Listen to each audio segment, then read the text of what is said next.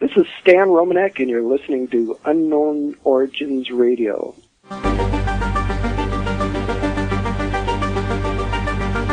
We live in a world filled with the unknown. Ghosts and spirits wander through our physical existence. Unknown creatures lurk in the shadows, and strange lights and craft dominate our skies. Credible eyewitnesses are convinced these things are real, yet modern science refuses to acknowledge their existence. So it's up to individual researchers to search for the truth. Welcome to Unknown Origins Radio. And good evening, everybody. Welcome to another edition of Unknown Origins Radio, where we talk about everything having to do with the strange and paranormal. I'm your host, Mark Johnson, and joining me as usual is our co-host, Lauren DePinto. How you doing, Lauren? Good evening. I'm great. Very, very good tonight. Good, How about you? How are you doing this weekend? I heard you were away. Oh, I just went out to the Poconos. Did a little shopping, looked at all the fall colors and all the leaves changing, and just get a little nature in. Of course, I don't know how much nature it was. My wife dragged me to the to the outlet malls. Very natural procedure, the men sit there with their credit card in hand, waiting. It's ironic. I actually spent more than she did this time. Did you? Look at you. Good. So, yeah, I got some good work clothes, so I'm all set. But, yeah, it was a nice weekend. I had a fabulous weekend, I have to tell you, and I don't know if I think you did see this on Facebook, but I am the owner of a new piano. Well, a used piano, but it was given to me by a friend, and we have a piano in the house, and I couldn't be more excited. I didn't see that. That's great. Yes. Do you play? I took lessons as a kid, and but we never had a piano, so I played on something you can plug in. And I'm not going to say that what I'm going to say because I could be a million jokes, but I could play a few songs. But the kids are loving it, and it's just so incredible to hear the music play throughout the house. That's great. Yes. Do you play? Whoops. What's that? No, nothing. Go ahead. Oh, yes. So the kids have been picking it out, and they're having a blast. So it's good. It's good. All is good. Good. Well, wanted to make a couple of quick announcements before we get into our show. We've got a really full show tonight. Great guest. Can't wait to introduce him. Yes. But before we get into that, I just wanted to mention once again that coming up in a week from this coming Saturday, that would be on wait a minute. Yes, on October the 12th. Yes.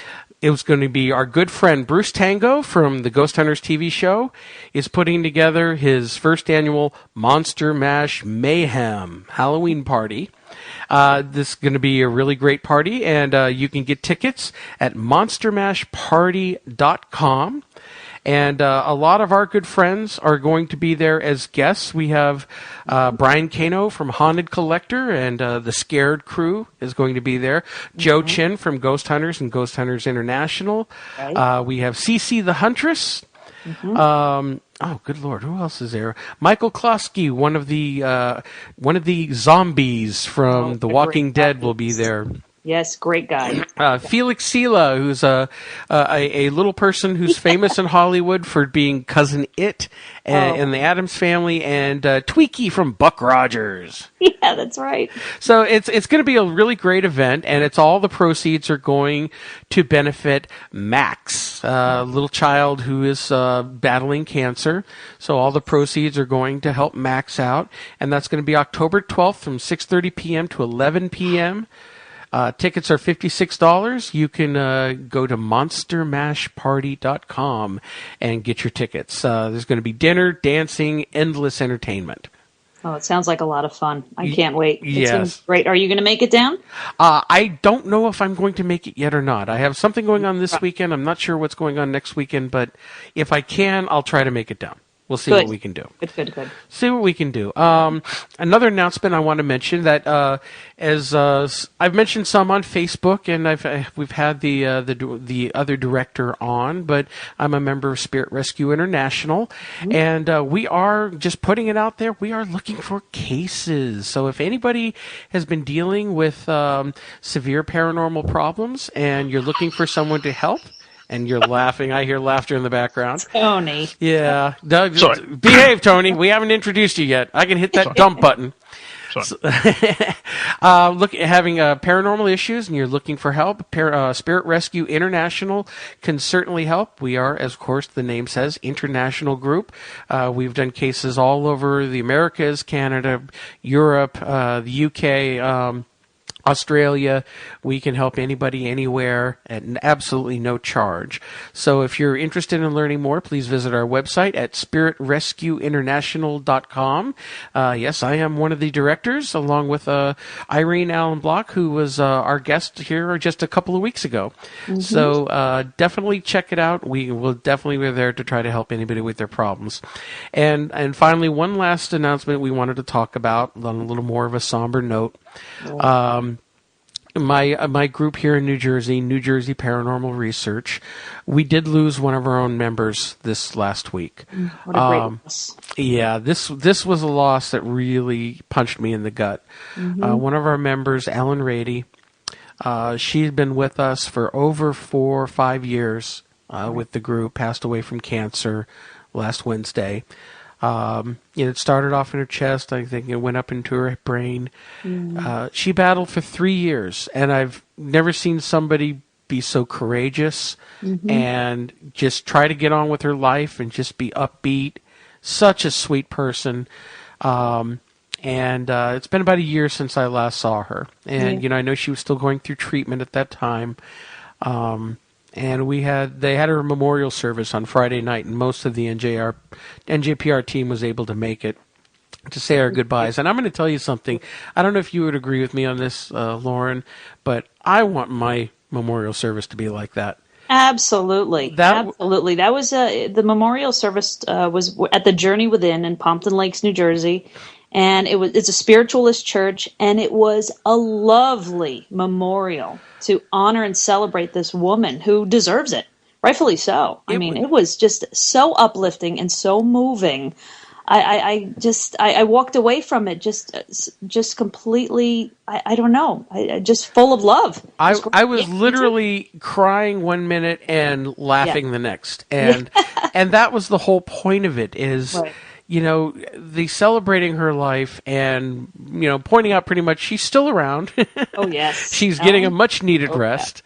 And, we all shared, some of us felt like we may have had some contact with her after the fact, or actually just before she passed, which was really, really phenomenal. But we're going to miss her. We're going to miss her terribly. I put a little memorial post for her on the NJPR website. So... if everybody can send, prayers to her family, but, they're doing good. They understand they were right there with her at the very end, and they understand she's free now in no pain, and she's able to travel wherever she wants. So God bless her. Love you, Ellen. Yes. Love you too, Ellen. Oh, God. Okay. Well, on that note, as I mentioned before, we have an excellent guest tonight. I was really excited to have this gentleman on our show, and I had the privilege of being on his show just a few weeks ago with Irene Allen Block from Spirit Rescue International, and to talk about her book. And, we have such a great time with Tony. We wanted to have him on our show. So our guest tonight is Tony Topping. He is a British radio show host. He has his own show on Planet X, not Para X, planetx.co.uk. Called The Tony Topping Show.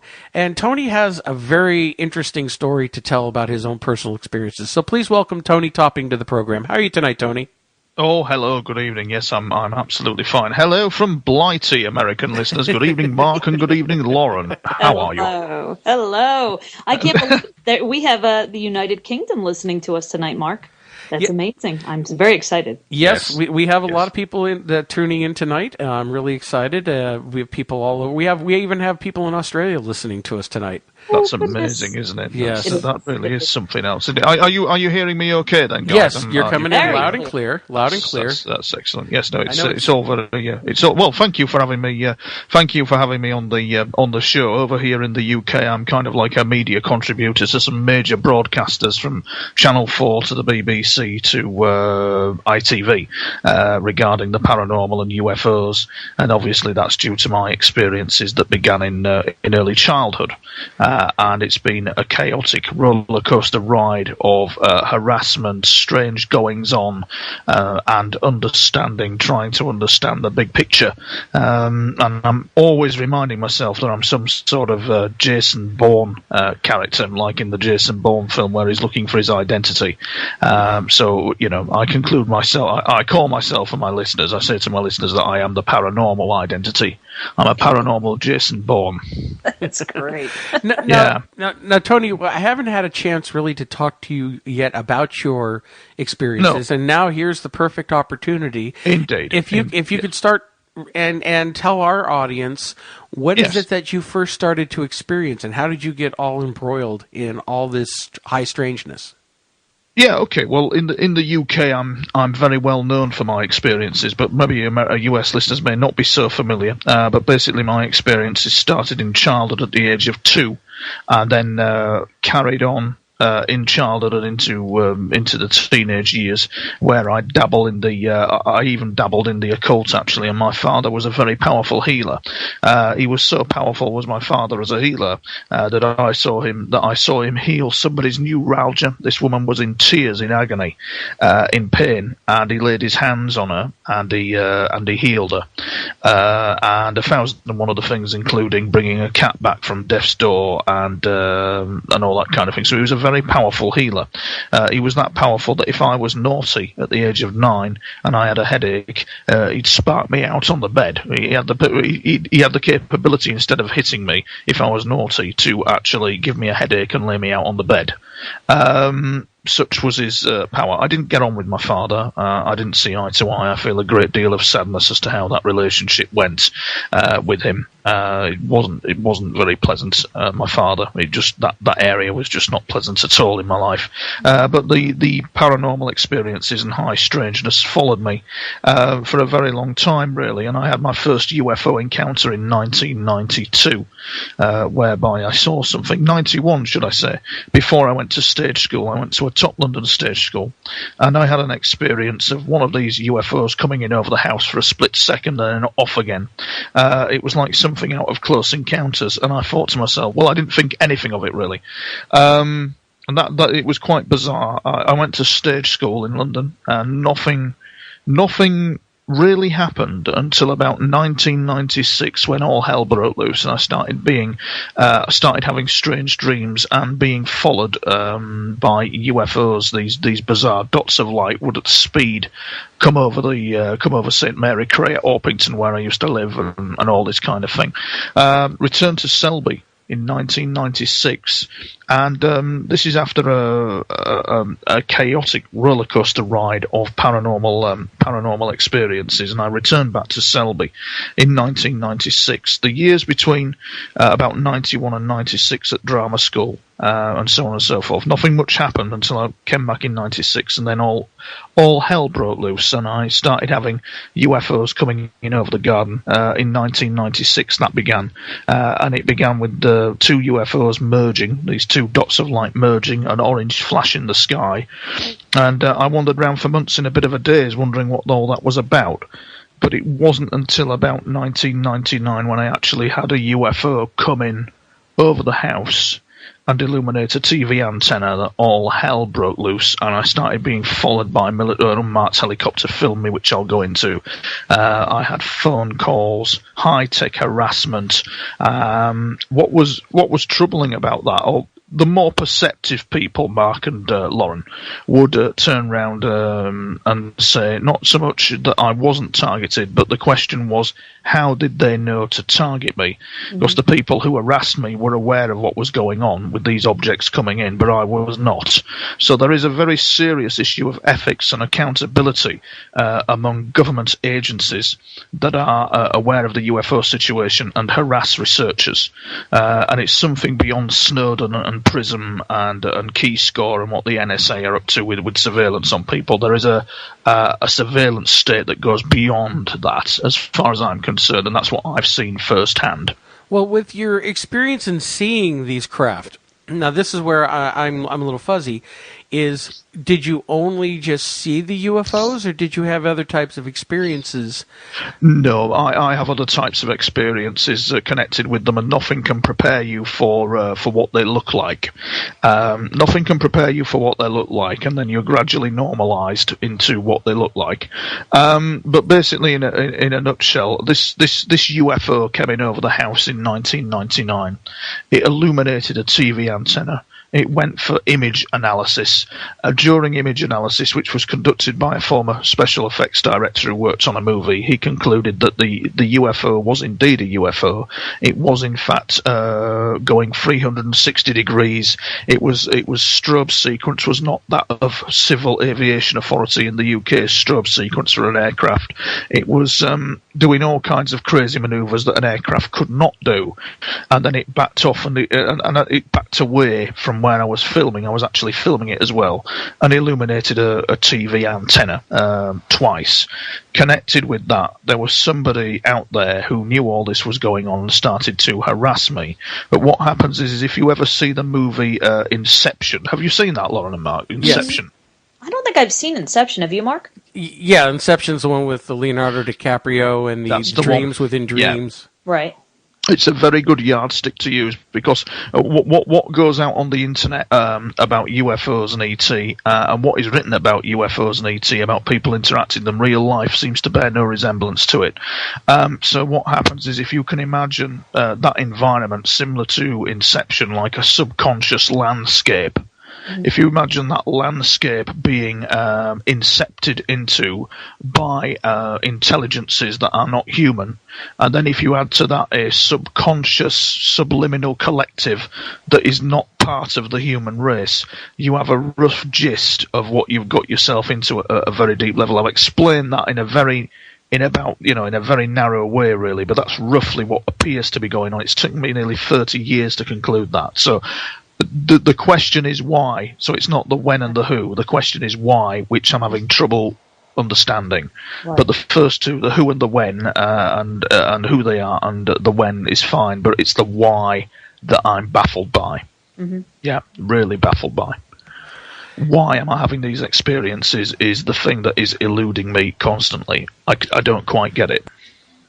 Well, have you known anybody else in your family ever admit to having these types of experiences? And one thing that I've learned in talking with a lot of experiencers is that it does seem to run in families or along genetic lines. Yeah, it certainly does. From what I'm looking at, my father had extreme paranormal experiences, as in extreme, but not the paranormal experiences that I was having. I mean, extreme as in healing other people.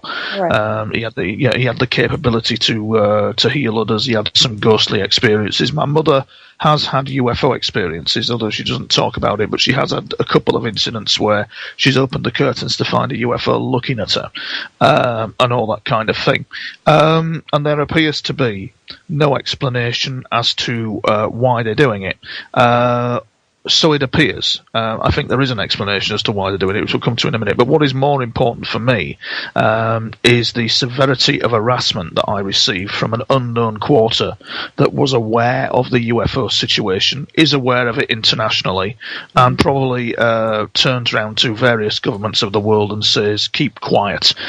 In India, there is a political party. Is it the JPB or the PJP? PJB, I think they're called, and they were calling for UFO disclosure.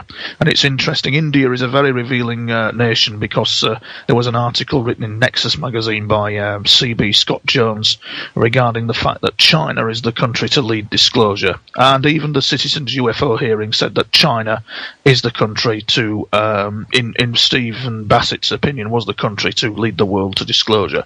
It is not China that will lead the world to UFO disclosure. China's closely watched. It's not China that's going to do it. If any country I think would going to do it, it'd be India. Because India appear to have a grasp of this subject from ancient times. They seem to know what is going on. So I think that it's going to be India that's going to move to disclosing this kind of information. I've just lost the thread, Mark, because I'm tired of what I was talking about. Just remind me again. Where am I now with you? Well, you're talking about with your I have a question about your father. Now, yes, you mentioned that he was a healer. He had these abilities. Did Yes. he always have these abilities? And how did he realize that he had them? Now that is something that he never told me about. Actually, that is something that he never said how he came by them. Our relationship was one of bullying. Frankly, it was one of bullying, and it was one of condescending towards me. And so I never really could talk to him about these things. I really found that he never gave any explanation. I do remember one incident that happened where he caused a bit of mayhem because a family member had been wrongly accused of something, and he caused a bit of mayhem. He didn't harm anyone, but he caused a bit of mayhem with his ability. And a similar thing happened to me a few years ago where I caused a bit of mayhem. And I actually, Mark, I kid you not, and Lauren, I got a text message on my phone saying, "Please don't do that again, thank you." And that is what is spooky, and I kid you not, and I would go under oath about this, that I wish I'd have photographed it, but whatever it was, whoever they are, knew exactly what was going on, knew exactly what I did, and they just sent a text message saying, "Please do not do that again, thank you." So you have the same abilities, Tony? I do not profess to have any abilities at all, actually. What I do have is a high level of high strangeness experiences that seem to dominate my life. Okay. I think it's unwise, but it does appear that things have gone on with me where I have had psychic incidents and precognitive incidents. Right. Over here in the UK, for example, there's a friend of mine who shall remain nameless, who's a precognitive to a very high degree. He's very concerned about a possible terror incident in the UK that he keeps seeing. And as a result of that, if he can see it, then there's a possibility that somebody can influence it. So I'm very interested in the area of remote influencing rather than remote viewing to influence situations. What briefly happened to me is that because of the nature of my harassment, which involved high-tech, mind-invasive torture, what happened to me was I projected my anger, and as a result of that, something did indeed happen, and it wasn't very. But I say I got a text message saying, "Please don't do that again, thank you." Typically British. I was going to say, at least they were polite about it.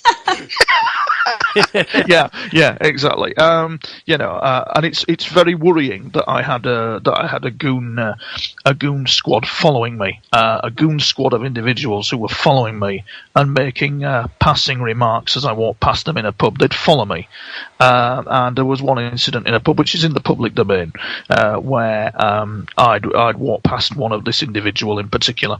I'd walked past him, and he'd just mentioned something that had gone on with my harassment that only he would know. And only he would know that. And that's very, very spine-chilling, really, because they're very overt. They were very overt in their surveillance of me. They weren't covert, they were quite overt, which is what they do. This is kind of like it's just bonkers, frankly, as we would say in the UK. It's just absolutely insane that this happened, but it did. Well, we've talked to a lot of, excuse me, allergies tonight. We talked to a lot of people who have had UFO experiences and have dealt with severe government harassment and other types of harassment. At the beginning of the program, you hear Stan Romanek, who tells you're listening on Unknown Origins Radio. We've had Stan on several times, and the amount of harassment that he has incurred over the years. One time, having a van full of Air Force thugs pull up, jump out, and beat him up, telling him to shut the F up. Broke his nose and put his arm in a sling.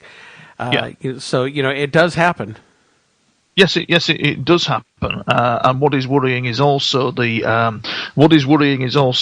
not in my backyard mentality of elements of the UFO community. Some of the key names in the UFO community that for example, are involved in this will turn around and say, I can think of one man in particular, will turn around and say, well, it didn't happen to me. It's not happened to any member of my group. End of. And then you're meant to go, oh, well, if it hasn't happened to you, Mr. So-and-so, then it's not happened to me either, and I must worship you upon your altar. Absolute claptrap. It has happened. Researchers are harassed. There is a famous diplomat in the UK called Gordon Cretan, who worked for the Foreign Office, who did indicate that, yes, indeed, that this does go on for people who... I mean, listen, I've been at conferences where I've had former civil servants come up to me, one woman in particular, who said that she worked for the civil service in the UK, wink, wink, nudge, nudge, she was something to do with all that. And she, very charming, but she said, I know where it's about to take the heat, she says, I wanted to come out with a load of stuff, but she says, I'm retired now and I don't want the hassle. She said, but the thing that concerned me the most when we were investigating all this, when I was in the civil service, was cattle mutilations. It really concerned us. You know, so there are people out there who are in government who are trying to investigate this and piece this all together. And there is this element, this very corrupt element, and it's very worrying, that obviously has developed a level of technology, Mark and Lauren, that is beyond the surveillance state that Mr. Snowden talks of. You know, it's very, very concerning that there is the technology there to invade the human mind and literally rape it, and have fun in doing it as well.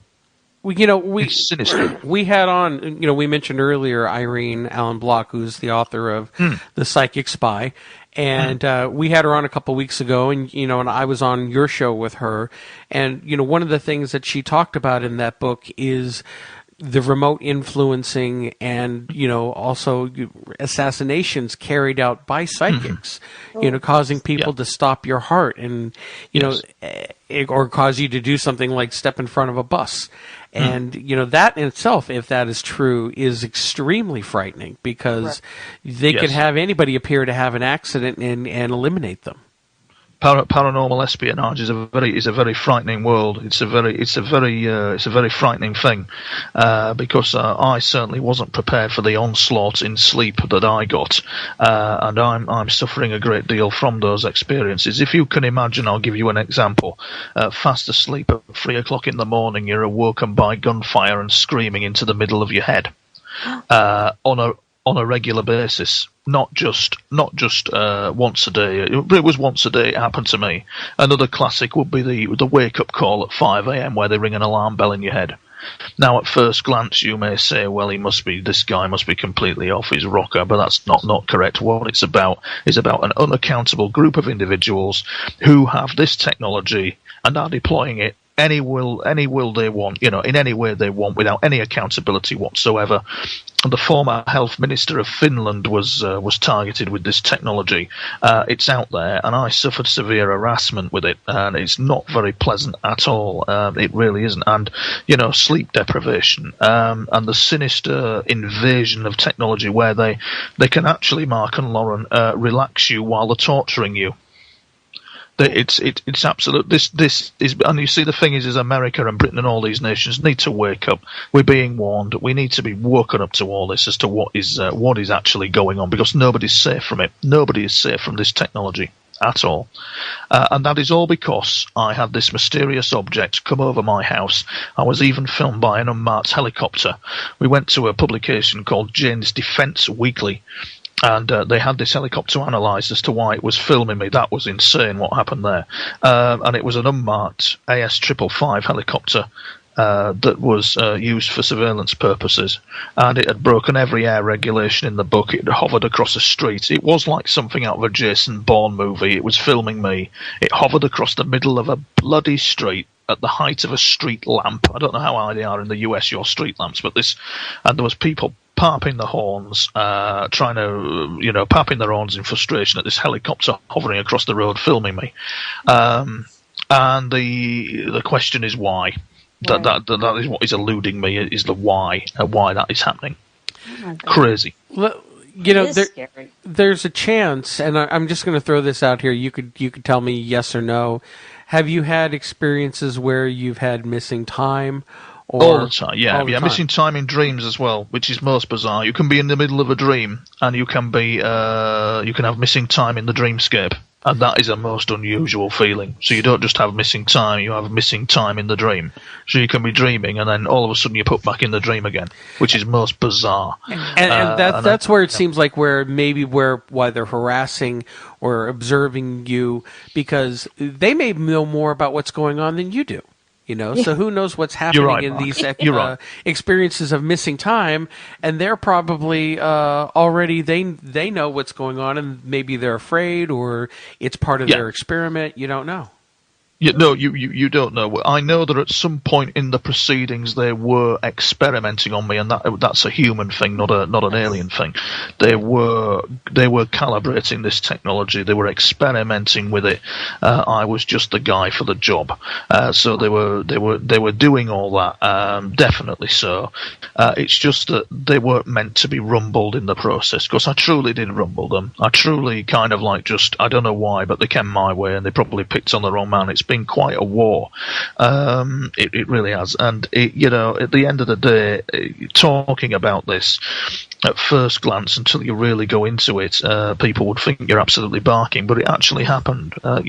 These incidents with this technology actually happened, and the UFOs coming in, a UFO came in over the house 2 weeks ago, actually. Came right over the house about 2 weeks ago, and I haven't been the same since. It was a whopping great big triangular thing. You could just see it was like a diamond shape, and it was two diamond shapes. At first I thought they were birds flying through the air, but they were not. And I thought, good God, it's them. And it was unbelievable. I haven't been the same since. I've been quite awake to the injustices of the world. Now, in that brief time, Mark and Lauren, when that UFO flied over, my friend who's a radio ham, he didn't hear me for 10 minutes. He didn't hear me. He said, "Where have you been?" "I've been on here 10 minutes. Where you gone?" I said, "I've been calling you." Missing time. You see, you don't know. You're never in the place where you think with all this, are you? No, no. I have a question. Is your father still with us, Tony?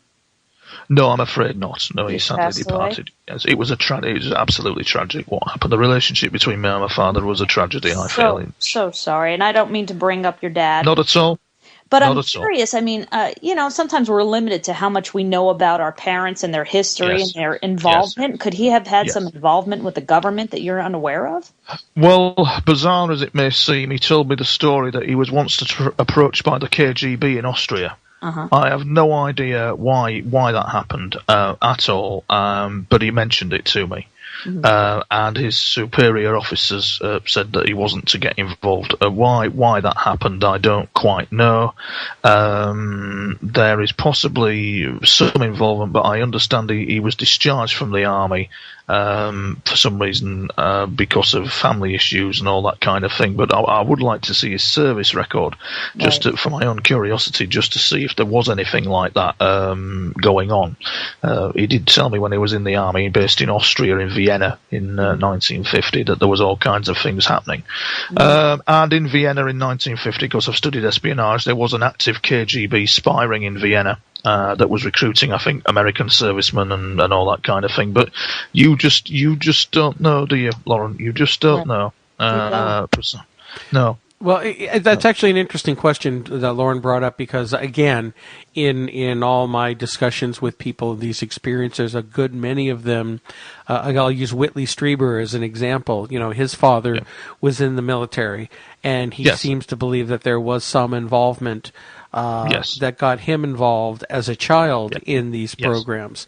And even Andrew Bishago, who we've talked with, dealing with his Project Pegasus and, the jump room technology, how his father in the military got him involved at a very young age. Exactly. So it seems like that's part of the pattern, is military people getting their children and families involved.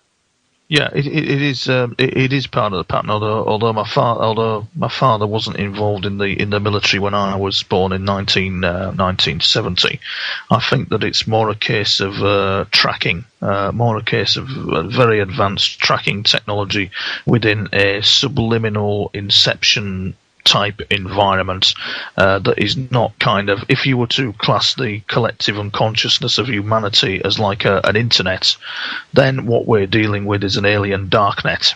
If you get my drift, the subconscious of that it would be an alien darknet, and you can guarantee that some of the remote viewers in Russia and in America who were involved in the psychic espionage programs would have tracked this. Definitely, they'd have come across them.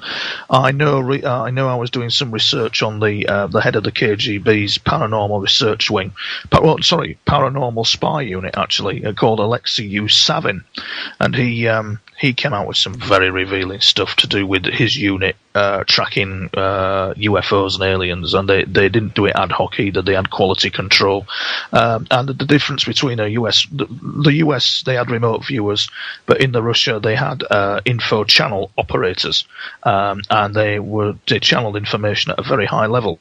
What was interesting was he said that his units, when they came across off-world intelligences, he was speaking to journalists about this in Russia, and they came across these off-world intelligences, they were always female.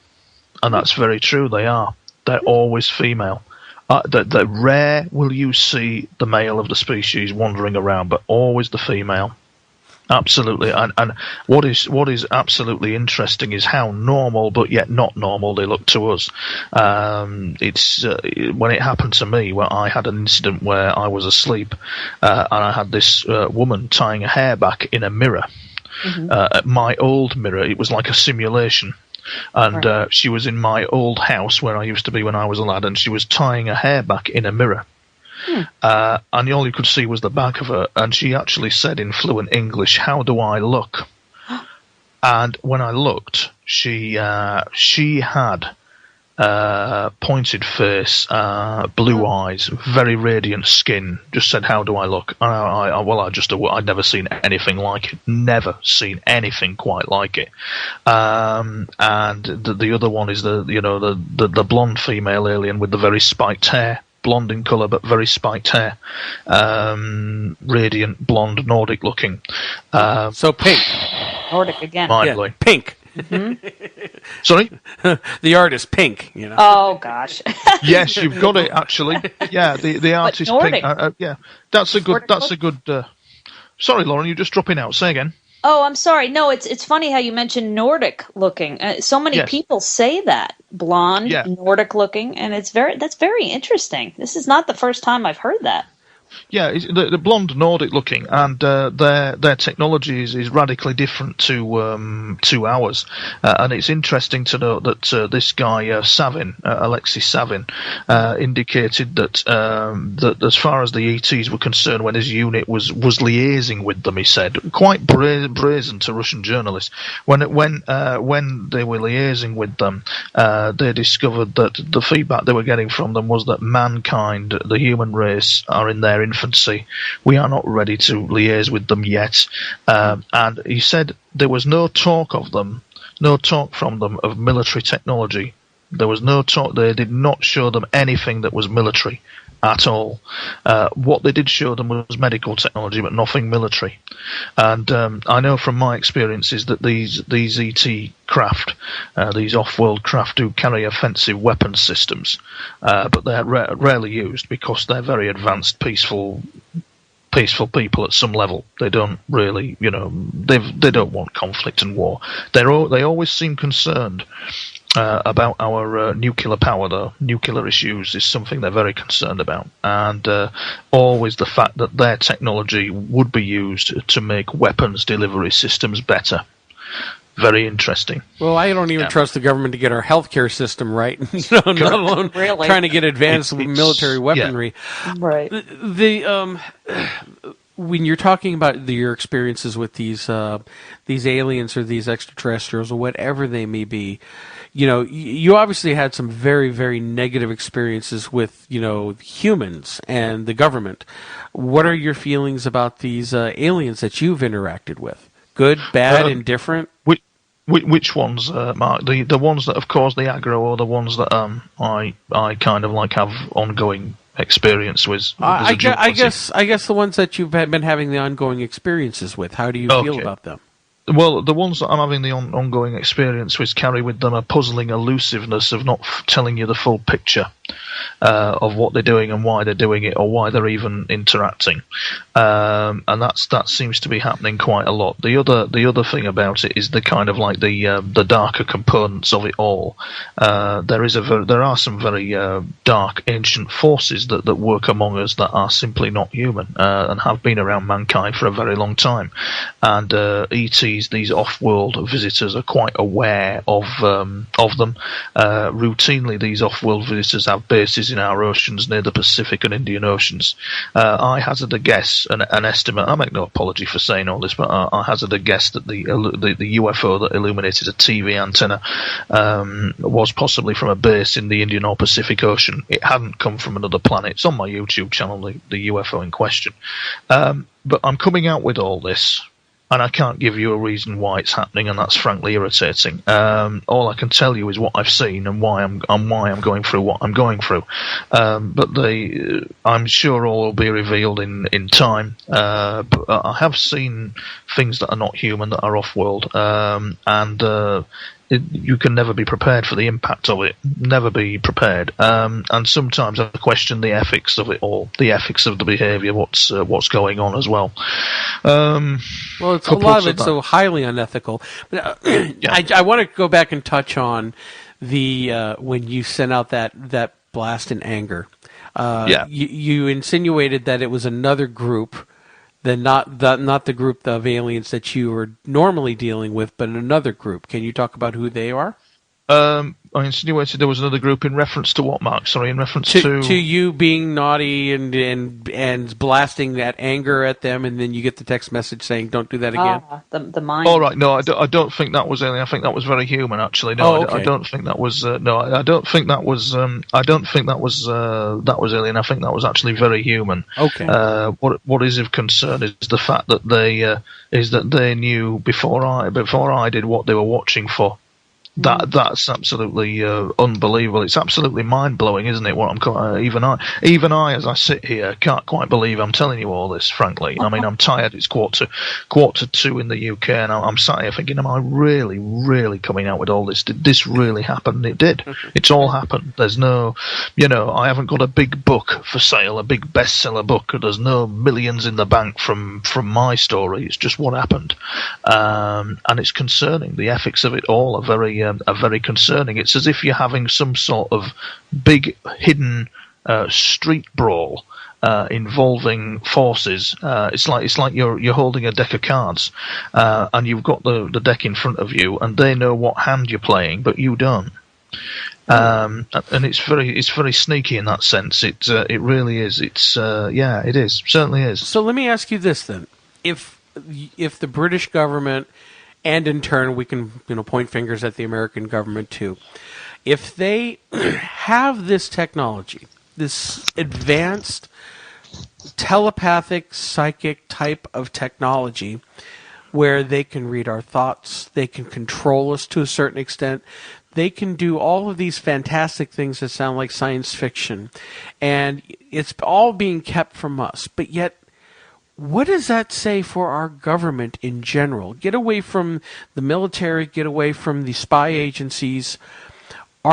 Is the rest of the government involved in this, or are they pawns? I mean, it sounds to me like this type of technology, you could literally, be controlling the world from your living room, and nobody could be the wiser. You could be manipulating people, causing world events, and using this to such, wicked... ends, and we would all be at their mercy. I think nobody is safe from Prime Minister to President. Nobody is safe from this technology that they have developed, especially if it's in the hands of forces that are corrupt. Nobody is safe from the delivery of this technology, and it is beyond the surveillance state of what we normally see. You see the surveillance state that taps your phone, that has your emails, and that is meant to protect us from terrorism, but there is a surveillance state beyond that tracks certain individuals and uses high-tech, mind-invasive technologies to do so. And I would suggest that our government your government and my government is fully aware of the deployment of that technology. Fully aware of it, but they choose not to discuss it in public, and that says a lot, doesn't it, Mark? I totally agree with you. It says a lot, doesn't it, for an administration that wants to bomb Syria in punishment for using chemical weapons with cluster bombs that will maim children. Absolutely insane. Did your president have a rush of blood to the head when he came out with all that? We normally don't talk politics here, only because I would be ranting and raving for hours, and I'd rather stick with the paranormal. Yes. But you know, they're all a bunch of frickin' morons, if you ask me. Well, you see, yes. Well, yes. It makes me wonder: are we truly? Is the semblance of freedom an illusion? Are we really slaves to a government controlling our very thoughts? There's a great old movie, and I've used this example many times. An old John Carpenter movie called They Live. Came out in the late 80s with Rowdy Roddy Piper, the wrestler. That was a great movie. But the whole concept was that the whole world is being controlled by, aliens, yuppies. All the yuppies were aliens, but they controlled us. I'm having a brain fart on the term. Through our thoughts, through sleeping, we were hypnotized. We're conditioned to buy and consume and be happy, spend money, worship money. And, that movie was made 25 years ago, and it's more relevant today than it was back then, and how frightening it is. And with what you're talking about tonight, it sounds like we're there. I wish I had my pair of sunglasses to be able to put on to see right through the illusion. Yes, it is so odd, but the only thing that probably stands against this, and this is going to be such an odd remark, but the only thing that probably stands against this is your country, Mark. How bizarre is that? But, come the future, the only nation on earth that is capable possibly of standing up to this is your country, and that of Russia as well. Because I feel like my country is one of the biggest offenders. There's so much... bizarre as it may seem. Yeah, there's so much going on with the U.S. military, and I've had so many people that I've talked to who've been harassed by U.S. military, black ops, and which makes me sincerely doubt that my country would ever be the one to fight it. Yes. Well, indeed, but it seems that God plays irony quite greatly. It would appear in all this, but the point being is that, as you say, these guys who are involved have absolutely no idea why they're harassing the individual in the first place. They have no idea. A lot of these politicians, I'm sorry to go political, but a lot of these guys in secret societies have actually no idea in their positions of power what exactly it is they're actually aligning to, or what the agenda is with it. They've absolutely no idea with it, and it seems to be on a mission creep at the moment to disrupt, in my country especially, to disrupt. You can see it creeping up on the UK at the moment, where a perfectly good nation like ours, no, it's certainly not good in any way, but it's I love my country very much, and we see this mission creeping up where the country is going to go financially bankrupt. It's going to get bailed out by the IMF. We're going to have a phase where we won't be able to get the money out the banks. It's coming up, and people seem oblivious, and it's malevolent. And that's a lot to do with it, a lot to do with the hidden non-human hand behind all this, acquiring wealth at a phenomenal rate of knots. But why, Mark, is I'm tired, maybe I've not come across coherently, but why, Mark, is the question. Why, Lauren? That's the question. Well, let me ask you this. Do you feel that we are dealing with human forces mishandling and using technology to their advantage and being typically human and going for power? Or are we dealing with non-human forces that are trying to control and or destroy the human race? I think that we, following 30 years of being at the sharp end of all this, we're dealing with a non-human force that has been around for a very long time. And the question is not so much who and what. I think the question is why. That really is the question. And a lot of it is to do with the fear that the human race generates, and feeding off that energy is a key component to it.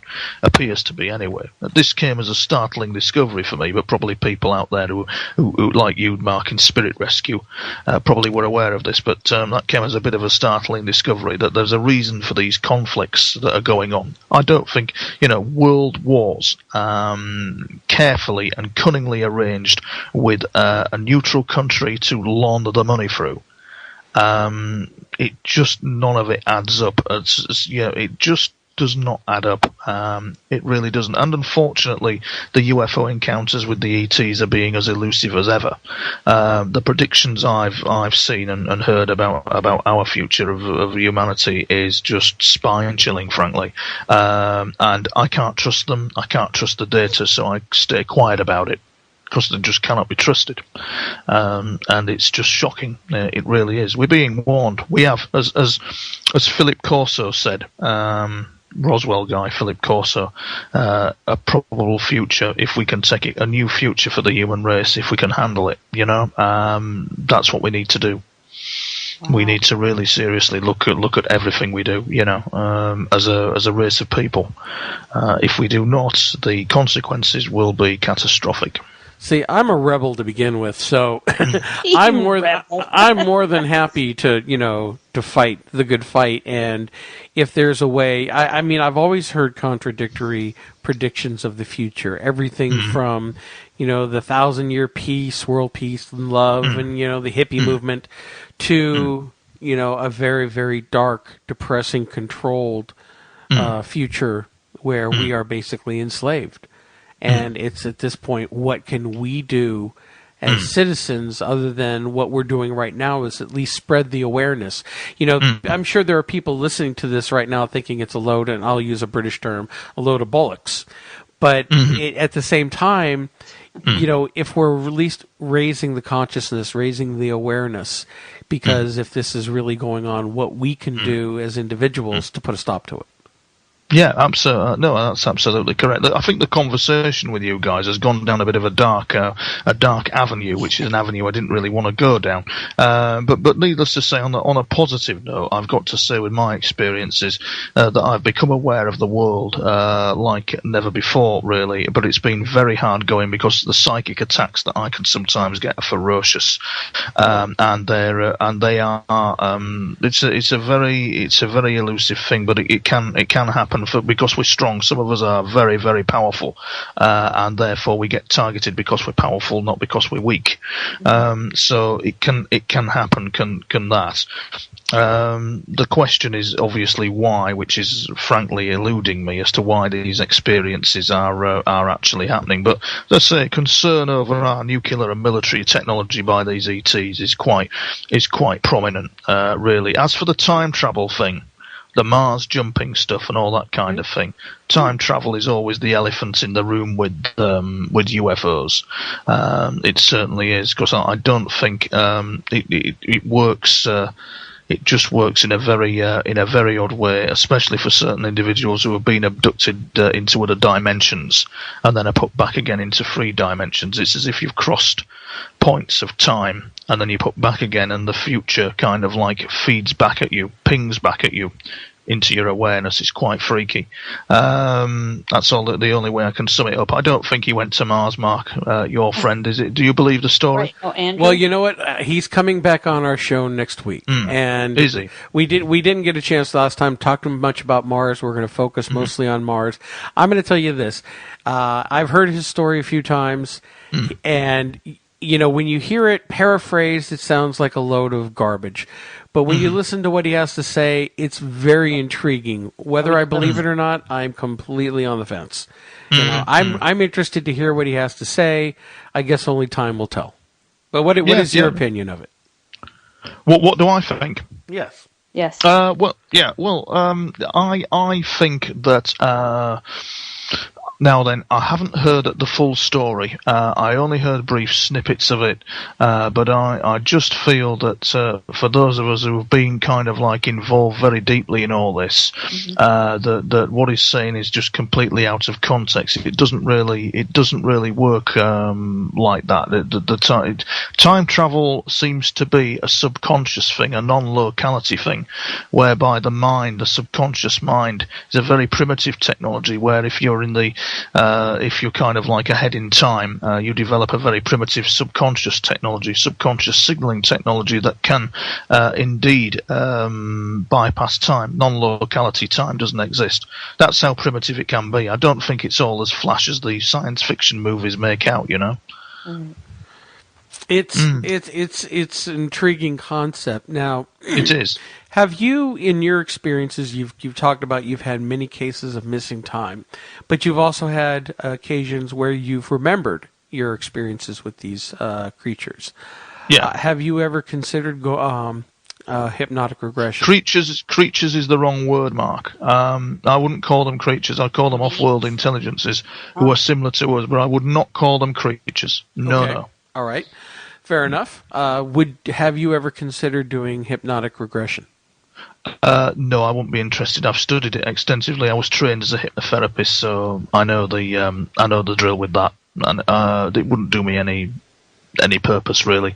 What I have thought about doing is doing a lie detector test for my own peace of mind, and I might do that before a major broadcaster in the UK suggests it. I might go and do it because I want to see my own results independently without any bias.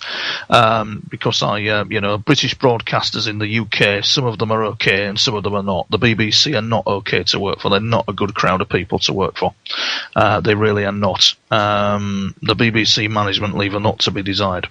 But the other broadcasters in the UK, in terms of me coming out with this in public, have been quite good actually, but yet some of the alternative media like Alex Jones' InfoWars have censored me, which is bizarre. That's weird. Just bizarre. I'm curious. We haven't really touched upon implants at all, but do you feel you have any?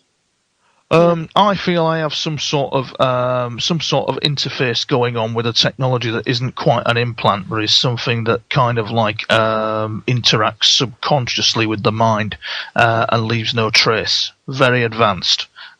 Leaves no trace of any implant or anything like that. It's something that I can't quite put my finger on, but it's definitely there. It can be acoustically delivered, sonically delivered, microwave delivered. The technology to wake me up at 3 a.m. with gunfire can be delivered by satellite as well. Oh gosh! Sound effects, absolutely, yeah. And frightening. I don't think I would want to wake up like that. No. But like what is type of situations? Sorry, say again, hon. That's like post-war situations, after you come home and you wake up and you're, and I don't think I can feel that. No, there's not a lot of people can handle it, but if there's one good thing to come out of this, is that I think there's a beautiful Indian saying, isn't there, that what is buried beneath the ground will eventually come out of the ground. Anything that is secret will eventually become unsecret, and that is probably what is happening, slowly, ever so slowly. Wow. Well, we're coming up towards the end of the show. We've got a couple minutes left. Let's try to get in one last question here. Have you ever done remote viewing yourself? Yes. Now, the sightings of the UFOs, did they increase since you started doing the remote viewing? There will be no difference, even if I did remote viewing or didn't do remote viewing, Mark. There'll be absolutely no difference whatsoever. What will happen is if I try and do some healing, some influencing to heal a situation, then I will get whacked. It's the mental exhaustion that constantly stalks you with this. Constant mental exhaustion is a plague, and that's what can happen. And you find that your sleep is kind of like interrupted and all that kind of thing. So no, anyway, back to your question. The remote viewing side of things, no, it wouldn't make a difference. Wouldn't. No. Whether I increased remote viewing or didn't increase remote viewing, it would not make a difference. Wow. Well, Tony, we've really come to the end of the show tonight. We could do another hour with me, couldn't we? We could. I know. We were just talking about that, saying, my goodness, I would have loved to touch a little more on the healing aspect. Well, that's one thing. One thing I mentioned with Tony, we definitely are going to have him back because he has so much he can talk about. So much to say. And we're just a good 3 hours. I could yak on for a good 3 hours actually. We're scratching the surface, so we're definitely going to have you back on, Tony. All right. But how can people listen to your show or get in touch with you? Yes, okay, I'm on Facebook, and also you can listen to my show, The Tony Toppings Show, at planetxlive.co.uk, and you can also visit my website, tonytopping.co.uk, which has all the info, all the shows, everything I do, and all the interviews that I've done as well. Absolutely great it is. It's good. It's a blast. Well, that's why we do it. We enjoy being here on the radio and talking to people like yourself. Absolutely, yes. It did go down a little bit of a dark avenue, but I think at the end of the day, it's this is what goes on. This is what people are wanting to know about. Aren't they? Yes, it's about awareness. Definitely. It's about awareness, Lauren. That's right. Yeah, really absolutely, it is. Well, Tony, again, thank you very much for coming on. We'll definitely have to have you back on here in the future. Thank you very much, guys. Thank you. And thank you, everybody, for listening to another edition of Unknown Origins Radio. You can tune in every Monday night here at 8 p.m. Eastern Standard Time on the Para-X Radio Network. And we sign off with our weekly wisdom from Greg Gonzalez. I once found a whip, a mask, a baton, and handcuffs in my sister's drawer. Who knew she was a superhero? Have a good night, everybody.